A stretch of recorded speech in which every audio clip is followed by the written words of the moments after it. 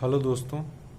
आज हम बायो का सबसे कठिन जो सबसे डिफिकल्ट चैप्टर है जिसको लड़के डिफिकल्ट समझते हैं उसके बारे में हम समझेंगे। सिर्फ मैं आपको डेफिनेशन समझाऊंगा, बाद में उसके न्यूमेरिकल करेंगे। तो मेंडल ने जो लॉ दिए थे उसी से रिलेटेड हम थ्योरी पढ़ेंगे कि उस लॉ के पीछे थ्योरी क्या है, और समझेंगे बहुत अच्छे से कि उस थ्योरी के बिहाइंड या उस थ्योरी से रिलेटेड किस प्रकार के क्वेश्चन बनते हैं। तो पहले हमें ये समझना है कि मेंडल्स ने कौन कौन सी थ्योरी दी थी। ठीक है, पहले आइए हम ये समझते हैं कि मेंडल ने कौन कौन थ्योरी दी थी। उन्होंने पहली थ्योरी दी थी लॉ ऑफ यूनिट फैक्टर, है ना, law of unit factor. Second उन्होंने थ्योरी दी थी लॉ ऑफ डोमिनेंस।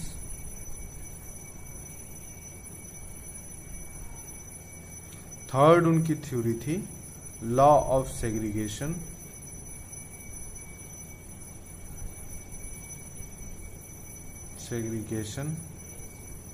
है ना। और fourth law of independent assortment. इसको हम अच्छे से समझेंगे। लॉ ऑफ यूनिट फैक्टर क्या है, लॉ ऑफ यूनिट फैक्टर क्या है, लॉ ऑफ डोमिनेंस क्या है ना, लॉ ऑफ सेग्रीगेशन क्या है, लॉ ऑफ यूनिट फैक्टर क्या है, लॉ ऑफ डोमिनेंस क्या है, लॉ ऑफ सेग्रीगेशन क्या है, and law of independent assortment क्या है। बहुत अच्छे से समझेंगे जिससे आपका एकदम क्लियर हो जाएगा। तो लॉ ऑफ यूनिट फैक्टर हम समझते हैं सबसे पहले। लॉ ऑफ यूनिट फैक्टर, अच्छा समझिए।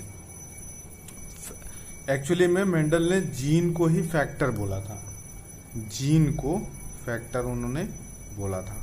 ठीक है, अच्छा जीन क्या होता है मैंने एक वीडियो में टर्मिनोलॉजी ऑफ जेनेटिक्स में समझाया है। Segment of DNA, segment of DNA which express मतलब जो डीएनए का वह पार्ट जो प्रोटीन बनाता है ना, डीएनए का वह पार्ट जो प्रोटीन बनाता है, प्रोटीन बनाता है। अब प्रोटीन एंजाइम बनाएगा और वो एंजाइम ही करेक्टर को लाने में हेल्प करते हैं, है ना। तो कोई भी मान लो करेक्टर के लिए रिस्पॉन्सिबल हार्मोन है तो वो एंजाइम की वजह से एक्टिवेट हो जाते हैं, है ना। एंजाइम जो सबस्ट्रेट है, सबस्ट्रेट वो एंजाइम के प्रेजेंस में प्रोडक्ट में चेंज हो जाता है। ठीक है, तो ये जीन ही उस करेक्टर को लाने में हेल्प करता है ना। ये जीन तो ये जीन ही रिस्पॉन्सिबल होता है for showing the character, for showing the character, है ना, द करेक्टर। तो इन्होंने मेंडल ने अपने फर्स्ट लॉ में बोला था कि फैक्टर ही करेक्टर को एक्सप्रेस करते हैं, फैक्टर ही करेक्टर को एक्सप्रेस करते हैं। फॉर शोइंग द करेक्टर, वो दिख नहीं रहा है, फॉर शोइंग द करेक्टर। ठीक है, फॉर शोइंग द करेक्टर, ये दिख रहा है। हाँ चलो चलो चलो चलो, ठीक ठीक। तो ये फर्स्ट लॉ है। इसमें क्या बोला था लॉ ऑफ यूनिट फैक्टर के बारे में? उन्होंने बोला था कि every character controlled by gene. Gene क्या है? जीन डीएनए का सेगमेंट ऑफ डीएनए है विच एक्सप्रेस मतलब डीएनए का वह पार्ट जो प्रोटीन बनाता है। एवरी एंजाइम इज प्रोटीन, हम जानते हैं, और एंजाइम इज सबस्ट्रेट को प्रोडक्ट में चेंज करता है। मान लो आपको ग्रोथ करना है ना, तो ग्रोथ के लिए ग्रोथ हार्मोन जरूरी है। अब ग्रोथ हार्मोन का हमारे में सबस्ट्रेट तो होगा, उसको प्रोडक्ट में यानी ग्रोथ हार्मोन में बदलना है तो उसके लिए एंजाइम जरूरी है, तो वो ये जीन ही बनाता है, या ग्रोथ हार्मोन को ही डायरेक्ट ये जीन बनाएगा जो शो करेगा करेक्टर को। तो मेंडल ने यही बोला था कि every character controlled by factor. ठीक है, अब हम सेकेंड लॉ उन्होंने दिया था लॉ ऑफ डोमिनेंस, है ना, लॉ ऑफ डोमिनेंस, है ना। तो लॉ ऑफ डोमिनेंस क्या है, देखो बात को समझो एकदम ध्यान से, है ना। When when two parent when two parents having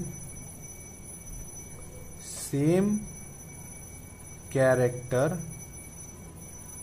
but different trait, मैंने इसको अपने वीडियो लेक्चर में समझाया है। करेक्टर यहां समझो फिर से, करेक्टर क्या होता है, करेक्टर होता है feature of organism, feature of organism, ठीक है। और ट्रेट क्या, ये करेक्टर क्या होता है, फीचर ऑफ ऑर्गेनिज्म, ठीक है।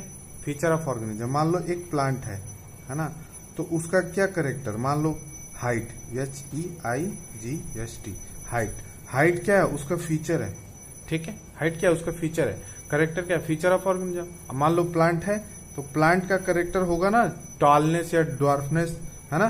तो ये जो हाइट है उसका करेक्टर है, और उस करेक्टर का form, different form of character, इस करेक्टर का form, different form of character, different form of character को हम बोलते हैं ट्रेट। क्या बोलते हैं, trait. Different form of character को हम क्या बोलते हैं, ट्रेट, ठीक है। तो करेक्टर क्या है, फीचर ऑफ ऑर्गेनिज्म है, और डिफरेंट फॉर्म ऑफ करेक्टर क्या है, डिफरेंट फॉर्म ऑफ करेक्टर क्या है, ट्रेट। तो ट्रेट क्या हुआ, देखो ये हाइट उसका करेक्टर हुआ, लेकिन हाइट में क्या है, टॉलनेस होगी या ड्वार्फनेस होगी, तो ये जो है उसका ट्रेट है।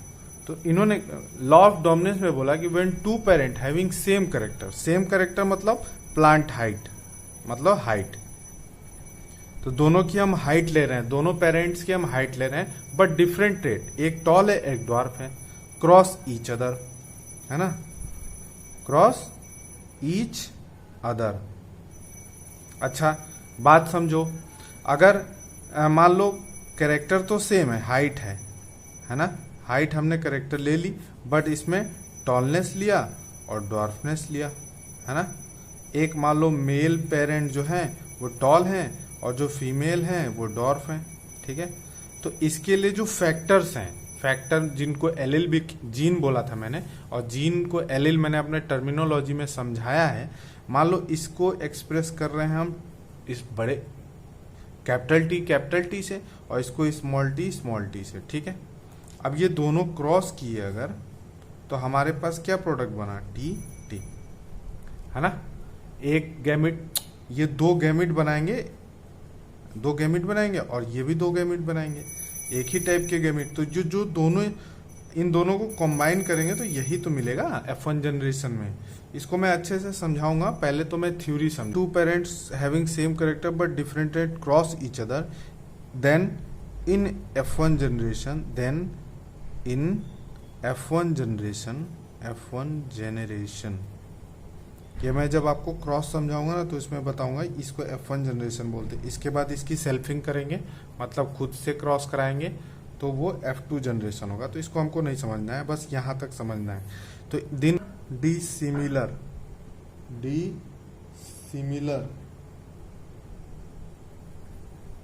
Factor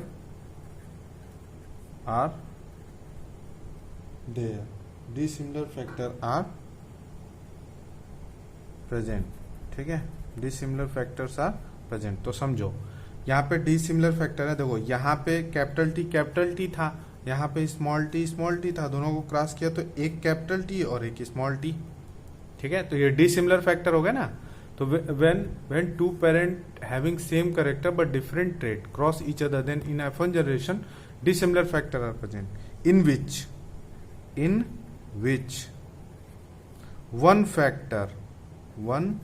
factor show their expression,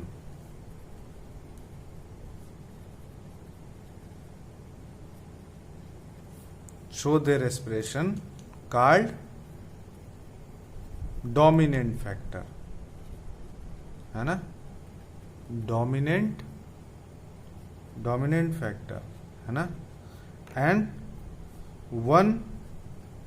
one factor do not show their expression, यहां देखो do not show their expression, not show their expression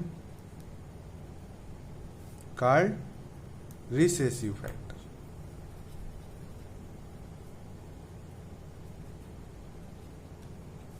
इसी में समझो तुम, इसी में समझो, देखो यहां पे देखो कैपिटल टी स्मॉल टी है ना, कैपिटल टी स्मॉल टी, तो इसमें कैपिटल टी तो शो करता है एक्सप्रेशन, बट ये नहीं शो करता है, ये एक्सप्रेशन नहीं शो करता है। तो ये तो इसकी टॉलनेस जो आएगी वो पेरेंट की, एक पेरेंट की तरह होगी, लेकिन इसमें डिसिमिलर फैक्टर में टी जो है स्मॉल टी है, do not show their expression, इसलिए इसको बोलते हैं रिसेसिव ट्रेट, अरे रिसेसिव फैक्टर, इसको बोलते हैं डोमिनेंट फैक्टर। तो लॉ ऑफ डोमिनेंस पे हमको उन्होंने सिखाया था कि when two parent having same character but different trait cross each other, then in F1 generation dissimilar factor are present in which one factor show their expression called dominant factor and one factor do not show their expression called recessive factor. of dominance जो है वो universal law नहीं है, law नहीं है, इसके दो exception है, टू एक्सेप्शन। कौन कौन? Incomplete dominance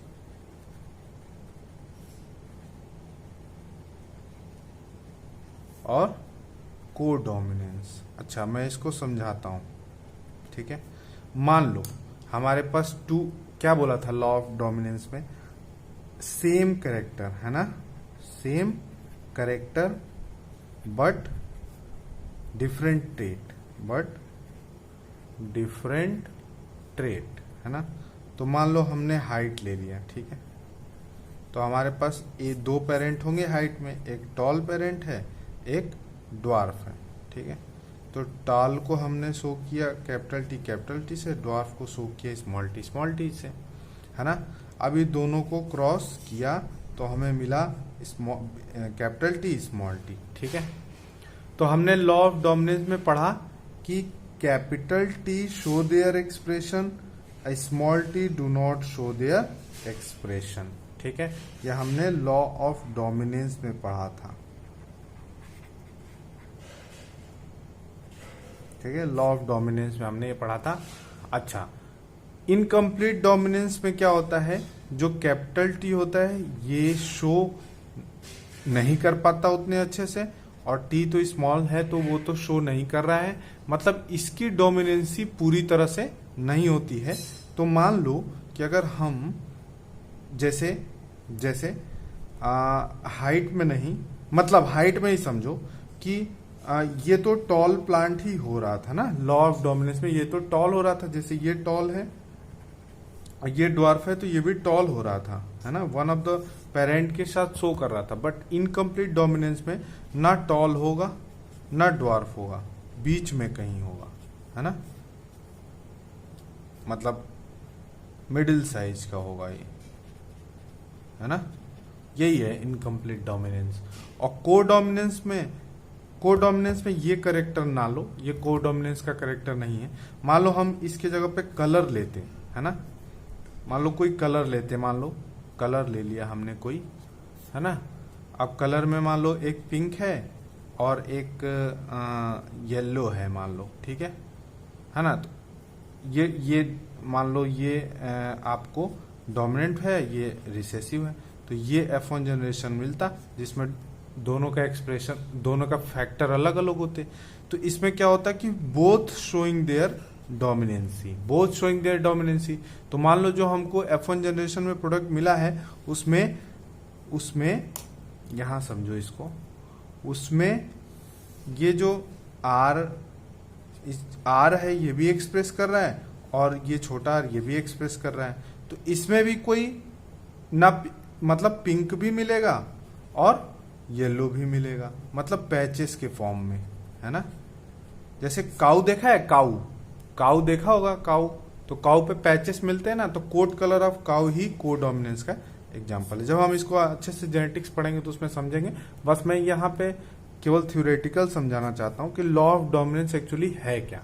law of dominance universal law नहीं है, इसमें दो एक्सेप्शन है। इनकम्प्लीट डोमिनेंस, जिसमें जो कैपिटल टी है वो पूरी तरह से शो नहीं कर पाता, और को डोमिनेंस। ठीक है। का third law, law of segregation. Law of segregation हमको क्या बताता है समझो।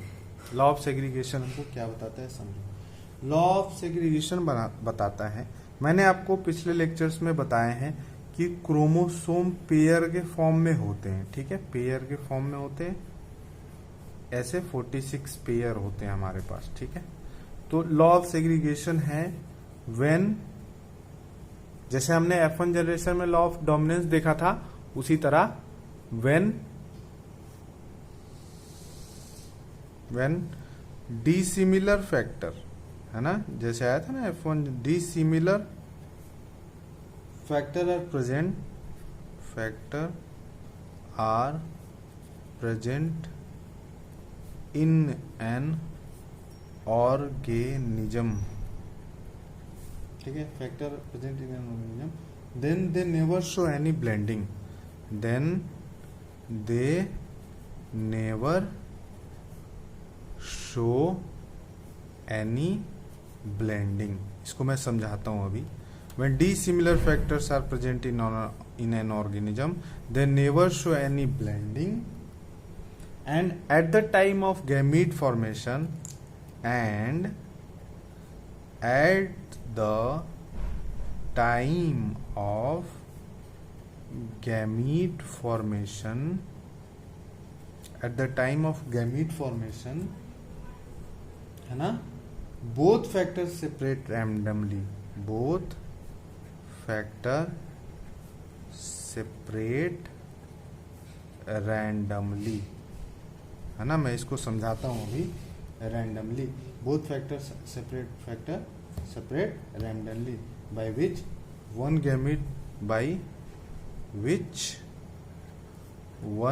gamete receive only one factor।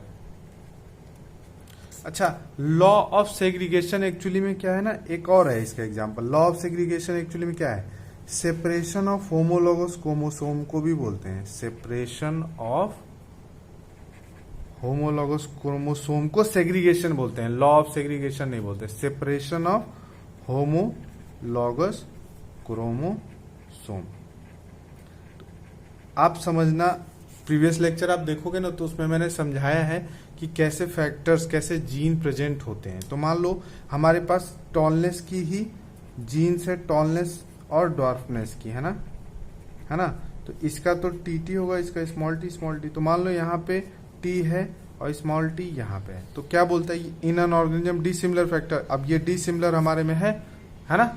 तो when dissimilar factor are present in, तो कह रहा है कि they never show any blending, मतलब ये दोनों क्रोमोसोम तो कभी मिलेंगे नहीं आपस में, ये मैं बता चुका हूं। ठीक है, and eight the time of gamete formation, अब देखो जब इसका गैमीट फॉर्मेशन होगा, तो गैमीट फॉर्मेशन में क्या होता है, ये एन क्रोमोसोम और एन क्रोमोसोम पेयर में है, तो गैमीट फॉर्मेशन में एक तरफ एन चला जाएगा, एक तरफ एन चला जाएगा, है ना। इसको मैं आसान शब्दों में समझा रहा हूं, समझो इस बात को। जैसे हमारे पास 46 है, यानी 23 पेयर्स हैं हमारे पास। ठीक है, 23 पेयर्स, तो एक गैमीट में हमेशा, गैमीट तो हैप्लॉइड है ना माँ, तो हमारा गैप्लिन में एक गैमीट में 23 और एक गैमीट में 23 जाएगा। इसमें कोई मतलब वन गैमीट ओनली रिसीव। तो अब देखो, एक अगर इसको हम डिवाइड कर दें यहाँ से, तो एक गैमीट तो यही वाला क्रोमोसोम रिसीव करेगा ना, कैपिटल वाला, और एक तो स्मॉल टी करेगा। तो यही लॉ ऑफ सेग्रीगेशन है। अगर मान लो ये डिसिमिलर फैक्टर नहीं होता, बड़ा बड़ा होता, है ना, बड़ा बड़ा होता, दोनों में कैपिटल टी होता, तो ये भी कैपिटल टी शो करता, है ना, दोनों में। लेकिन दोनों का सेपरेशन तो ऐसे ही होता ना, रैंडमली। तो यही कह रहा है कि when dissimilar factor are present they never show any blending, आपस में मिलते नहीं है, और at the time of gamete formation factor separate randomly. ये लॉ ऑफ सेग्रीगेशन की थ्योरी है। बात समझ में आई। Fourth law, law of independent assortment. तो मैंने आपको प्रीवियस क्लास में बताया था ना गैमीट फॉर्मेशन, तो लॉ ऑफ इंडिपेंडेंट असॉर्टमेंट का जेनेटिक्स में बहुत काम है। मैं आपको जब बताऊंगा मोनोहैब्रिड क्रॉस डायहैब्रिड क्रॉस, तो उसमें लॉ ऑफ इंडिपेंडेंट असॉर्टमेंट बहुत यूज होगा। एक्चुअली में ये क्या है समझो, व्हेन टू और मोर कैरेक्टर इनहेरिटेड साइमल्टेनियसली, लिख देता हूं, व्हेन टू और मोर कैरेक्टर इनहेरिटेड simultaneously, है ना, when two or more character inherited simultaneously, then inheritance of each character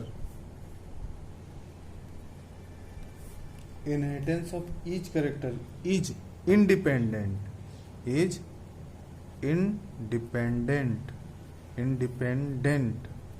of other character, ठीक है ना, that means one character inherited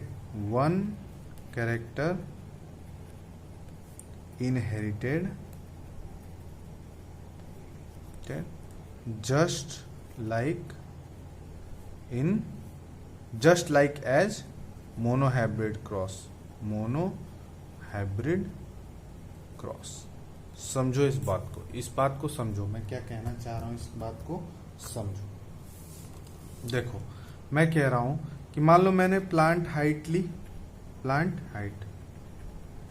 है ना, और मैंने मान लो फ्लावर कलर लिया, ठीक है, ये दोनों अलग अलग कैरेक्टर हैं, ठीक है, फ्लावर COLOUR, ठीक है, फ्लावर कलर लिया। ऐसे देखो, मान लो इसमें दो ट्रेट होंगे, टालनेस और डॉर्फनेस, तो मैंने लिख दिया, है ना, और इसकी F1 जनरेशन हमको मिली ये, ठीक, ये मिली, है ना। अब मोनोहाइब्रिड क्रॉस F1 का सेल्फिंग कराने से मिलता है, ठीक है। तो अब इसकी क्रॉसिंग हम कराते हैं। मान लो फ्लावर कलर में आपको येलो ग्रीन मिलती है, या वायलेट वाइट, कुछ भी ले सकते हो, वायलेट और वाइट, है ना। तो मान लो एक का एक्सप्रेशन RR है, तो एक का small r, F1 generation R small r। अब इसकी सेल्फिंग करा दें तो हमको F2 मिलेगा। अच्छा, इसका क्रॉस मैं आपको समझाता हूं कि समझो, जैसे मैंने इनकी सेल्फिंग करानी है, ठीक है, हाइट के कैरेक्टर की, तो क्या हुआ, एक तरफ लिख दिया और एक तरफ लिख दिया, ठीक है, ऐसे परनेट में बनाना है। तो इसका इससे क्रॉस हुआ तो TT, इसका इससे क्रॉस हुआ TT, इसका इससे क्रॉस हुआ TT, और इसका इससे क्रॉस हुआ तो TT। तो आप देखो इस परनेट को समझो, आप इसको ध्यान से समझो, है ना। तो इसमें मुझे मिला है TT, और दूसरा ये मिला है ना, और तीसरा ये मिला है, ठीक है। तो ये प्योर टॉल है, ये प्योर डॉर्फ है। बात समझ में आ रही है? ये मोनोहाइब्रिड क्रॉस ही है, बहुत ही इजी वे में समझा रहा हूं मैं। तो ये देखो, ये प्योर टॉल है, ये प्योर ड्वार्फ है ना, और ये क्या है, इम्प्योर टॉल,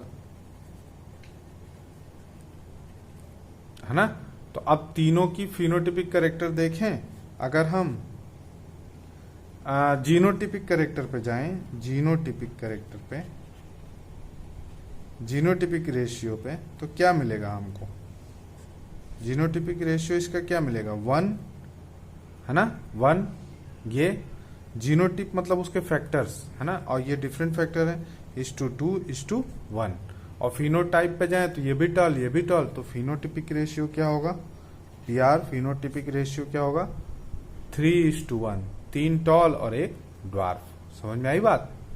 उसी तरह कलर का हो जाएगा, इसी तरह क्रॉस करेंगे, है ना, इसी तरह क्रॉस करेंगे, और दोनों कैरेक्टर का मतलब इंडिपेंडेंट होता है ना। अब उसका एग्जांपल मान लो, मुझे क्रॉस ऐसे बोल दिया कि cross between TT RR with TT RR, ठीक है। जैसे मुझे ये एग्जाम्पल आया कि आपको ये क्रॉस करना है, ठीक है। तो इसमें देखो हमको दो करेक्टर के फैक्टर्स दिए हुए हैं, एक तो ये हाइट की फैक्टर और एक कलर के फैक्टर। तो हम इसका क्रॉस इससे ही करेंगे, है ना। यही हमको इंडिपेंडेंट असॉर्टमेंट बताता है कि व्हेन टू और मोर कैरेक्टर इनहेरिटेड साइमल्टेनियसली। अब इसमें दो कैरेक्टर है ना जो कि इनहेरिटेड हो रहे हैं, दोनों को क्रॉस होके बच्चे में जा रहा है। तो इसका यही मतलब है कि व्हेन टू और more character inherited simultaneously then one character, है ना, one character inherited just like in monohybrid cross. तो एक ही कैरेक्टर को हमको पकड़ना है, तो इसको पकड़ लो टी और टी, है ना, और ये टी और टी। तो आपको क्या मिलेगा, capital T capital T capital T capital T, और इधर से capital T small T capital T small T. तो आपके पास जो प्रोडक्ट जो भी आया, है ना, वो मोनोहाइब्रिड क्रॉस के बेसिस पे आया। मतलब कैपिटल टी 2 हो गया और कैपिटल टी स्मॉल टी 2 हो गया। तो मतलब सभी टॉल ही मिले आपको, लेकिन अगर जीनोटिपिक रेशियो पे जाएं तो 1:1 ही मिला आपको, ठीक है, जीनोटिपिक रेशियो। और फिनोटिपिक रेशियो में सारे टॉल। इसी तरह हम आर का देख लेंगे, है ना, आर का स्मॉल आर के साथ आर ये आर और आर, मतलब इसका भी सेम ही है। मतलब दोनों का करेक्टर का हम एक दूसरे के साथ मिक्सअप क्रॉस नहीं करेंगे कि आर का टी से कर दिया। कहने का मतलब यही है, समझ रहे हो बात को। तो मैं इसको आगे समझाऊंगा। मैं इसमें यही समझा रहा हूं कि जब भी दो, ये समझो इस बात को कि मान लो ये दो करेक्टर के हमको फैक्टर दे दिए, अब इसका क्रॉस कराना है हमको, तो क्रॉस में इसका इससे नहीं करा देना है, इसका हमेशा इसी से होगा। यही इंडिपेंडेंट असॉर्टमेंट बताता है। आगे वाले लेक्चर में जब मैं आगे आपको मोनोहाइब्रिड क्रॉस डाईहाइब्रिड क्रॉस के साथ सारे क्वेश्चन कराऊंगा तो आपके सारे डाउट्स एकदम क्लियर हो जाएंगे। इसमें जो मैंने समझाया है वो सिर्फ थ्योरी है।